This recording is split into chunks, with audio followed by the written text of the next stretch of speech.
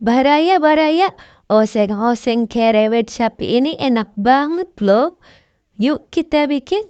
Bahan-bahannya sudah masak yuk tulis ya.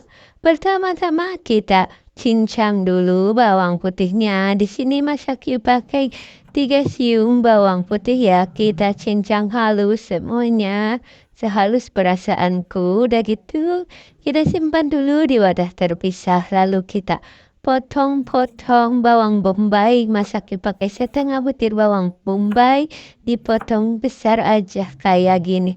Lalu kita simpan lagi. Ups, jatuh, kita pungut ya. Jangan lupa pakai 1 iris jahe dan kita potong-potong cabai keritingnya. Kalau semuanya sudah siap begini ya, kita panasin wajan ya. Tambahin minyak dikit, kalau udah panas kita masukin kerewetnya, lalu kita aduk-aduk baraya.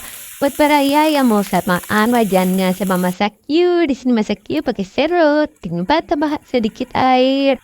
Tambahin micin berbelet, tambahin gula manis, tambahin penyedap rasa sapi, lada bubuk, kecap asin, minyak wijen biar wangi membahana. Dan jangan lupa tambahin sedikit kecap konfreng sebentar.